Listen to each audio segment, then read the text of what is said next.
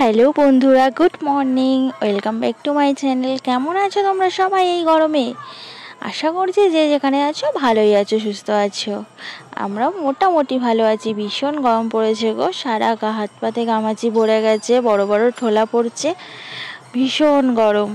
তো যাই হোক, আজ রবিবার আর ঘড়িতে এখন বাজে 9:30। এখন থেকেই আমি আমার ব্লগটা শুরু করছি। আশা করছি তোমাদের ভালো লাগবে। সকাল সকাল উঠে ওপরে নিচে সব বাসি কাজকর্ম সেরে স্নান সেরে নিয়েছি, তারপরে চলে এসেছি ঠাকুর ঘরে। আজ আমাদের ম্যারেজ অ্যানিভার্সারি। দেখতে দেখতে 16টা বছর কেটে গেল। কিভাবে যে কেটে গেল বুঝতেই পারলাম না। সেই কোন ছোট বয়সে বিয়ে হয়ে এই শ্বশুরবাড়িতে এসেছিলাম, তখন আমার 15 বছর বয়স। আর দেখতে দেখতে 16টা বছর কেটে গেল। তো যাই হোক, 4-5 দিন, তার বেশি 6-7 দিন মতো হয়ে গেল কোনো ভিডিও আমি দিতে পারছি না। তো ভাবলাম আজকে একটা ছোট্ট করে ভিডিও আমি আপলোড করি, তোমাদের সঙ্গে শেয়ার করব। আজকে সারাদিনের আমার টুকিটাকি সব কিছু, আর অ্যানিভার্সারিতে কি গিফট পেলাম, আমার বড়মশাই আমাকে কি গিফট দিল, সেগুলো সব তোমাদের সঙ্গে শেয়ার করব। আর এই দেখো, রান্নাঘরে এসে রান্নাবান্না বসিয়ে দিয়েছি, না হলে অনেক দেরি হয়ে যাবে সবাইকে খেতে দিতে দুপুরে।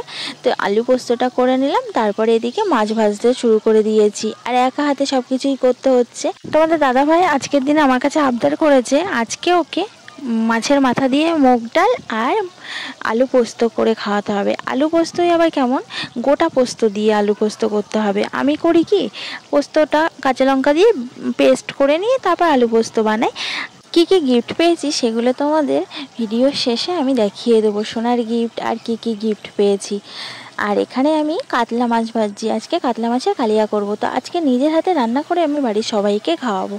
মাছগুলো ভেজে নিয়েছি, এবার আমি মাছের মাথাগুলো ভেজে নিচ্ছি। মাছের মাথাগুলো ভাজা হয়ে গেলে একেবারে মুগ ডাল দিয়ে মুড়ে ঘন্টটা করে নেব। মুগ ডাল আমার সেদ্ধ হয়ে গেছে, আমি মাছের মাথাগুলো ভাজা হচ্ছে না, হয়নি বলে আমি ডালটা করে নিতে পারছি না। তো যাই হোক, অনেকটা বেলাও হয়ে আসছে আর ভীষণ টেনশান হচ্ছে যে দুপুরের মধ্যে সবাইকে খেতে দিতে পারবো তো নাকি দেরি হয়ে যাবে, অনেক বিকেল হয়ে যাবে। একা একা তো এতটা রান্না কোনো দিন করিনি, ভীষণ নার্ভাস ফিল করছি।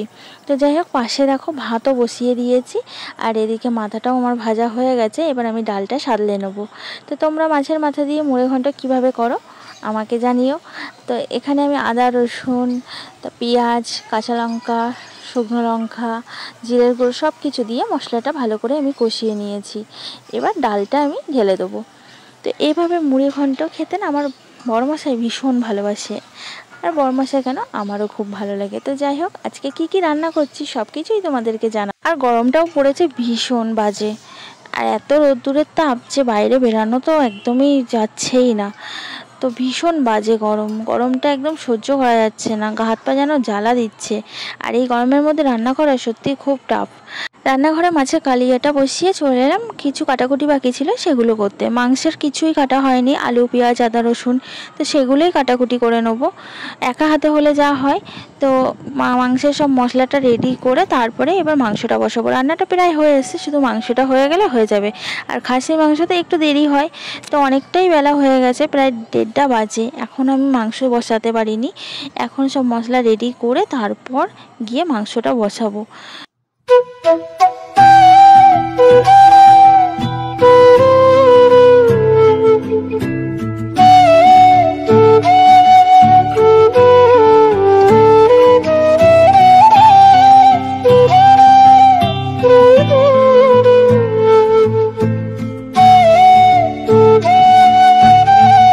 আর এখানে 3 কেজি খাসির মাংস আছে। এই প্রথম এতটা খাসির মাংস আমি আজকে রান্না করব। জানি না খাওয়ার যোগ্য হবে কি না, তো চলো দেখাই যাক। আর আলুগুলো আমি ভেজে তুলে রেখেছি, এবার মশলাটাও আমি কষাতে দিয়ে দিয়েছি। তবে কি বলো তো, আমি একবারে এতটা মাংস রান্না করতে পারবো না, কারণ আমার বড় জায়গা নেই, ছোট কড়াই হয়ে গেছে, তো আমার বড় পাত্র নেই। তো তার জন্য এই ছোট কড়াইতে আমার 2বার করে মাংস রান্না করতে হবে, অর্ধেক অর্ধেক করে। তো আমি অর্ধেকটা মাংস রান্না করার জন্য এই যে মশলাটা কষিয়ে নিচ্ছি, আর অর্ধেকটা মাংস এই যে রেখে দিয়েছি, ওটা আমি পরে কষিয়ে নেবো, নিয়ে রান্না করব। তো এত বেলায় এখন আমি এই 2বার করে মাংস কষিয়ে রান্না করব, জানি না কখন সবাইকে খেতে দেবো। তো যাই হোক, চলো আমার সঙ্গে থাকো, আমি মাংসটা কষিয়ে রান্না করে নিই। অনেকটাই বেলা হয়ে যাচ্ছে, তার জন্যই আমি কি করলাম, দুবার করে কষিয়ে নিলাম, নিয়ে এই যে বড় পাত্রে একেবারেই ফোটাতে দিয়ে দিয়েছি। আর কালারটা দেখে মনে হচ্ছে সুন্দর হয়েছে, জানি না টেস্টটা কেমন হয়েছে, তবে কালারটা দেখে তোমাদের কেমন মনে হচ্ছে, একেবারেই কি অখাদ্য হয়েছে? তো যাই হোক, সবাই খেতে বসেছে, আর সবাই বললো আজকে বাইরে খেতে বসবে, হাওয়া দিচ্ছে গরমে আর ঘরে ভালো লাগছে না। তো সবাই খেয়ে দিয়ে চলে গেছে, আমি আর আমার বরমশাই বাকি আছি। তো এই যে দুজনেই বসে পড়েছি। এটা কিন্তু আমাদের এই ছাদের সামনেটা। এবার চলো তোমাদের গিফট দেখাই। তো এটার মধ্যে যে গিফটটা আছে, এটা তোমাদের দাদা ভাইয়ের বস দিয়েছে, মানে বসের ওয়াইফ দিয়েছে। তো এটার মধ্যে যে গিফটটা আছে এত সুন্দর, আমার ভীষণ পছন্দ হয়েছে, দারুণ জিনিস। তো মানে শোকেসে সাজিয়ে রাখার, আর আমার ঘরে তো শোকেস নেই, আমি যে কোথায় এটাকে সাজিয়ে রাখবো জানি না। এত সুন্দর একটা জিনিস যে সাজিয়ে রাখার মতো জায়গাও নেই আমার ঘরে। আর দেখো, তোমাদেরও ভালো লাগবে। তো তোমাদের কেমন লাগছে অবশ্যই কিন্তু কমেন্টস করে জানিও। ভালো লাগবে না এমন তো আমার মনে হয় না, এত সুন্দর একটা জিনিস ভালো লাগারই কথা। তো আমার ভীষণ ভীষণ পছন্দ হয়েছে।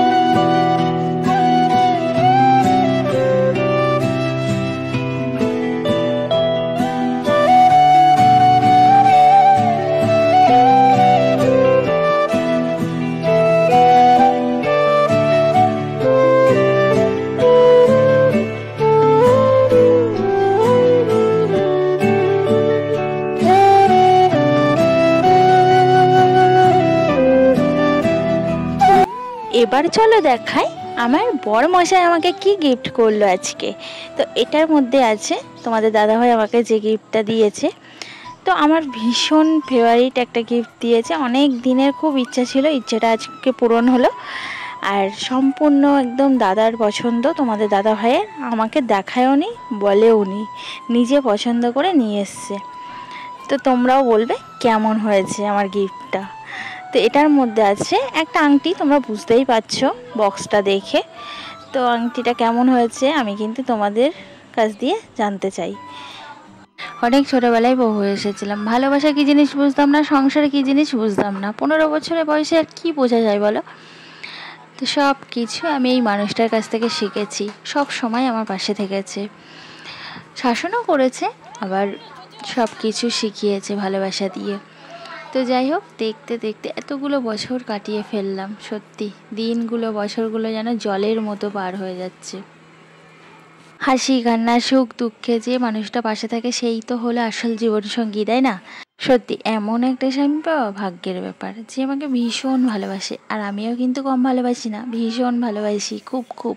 তো আমার এই ব্লগটা তোমাদের কেমন লাগলো তোমরা কিন্তু অবশ্যই কমেন্টস করে জানাবে। আর ভালো যদি লেগে থাকে লাইক করতে কিন্তু কেউ ভুলবে না। আর নতুন বন্ধু যদি হয়ে থাকো চ্যানেলটা সাবস্ক্রাইব করে দিও চটপট। সবাই এই সময়টা খুব ভালো থাকবে, সুস্থ থাকবে, কারণ এই সময়টা ভীষণ বাজে সময়। তো চলো, নেক্সট ব্লগে আবার দেখা হচ্ছে, টাটা।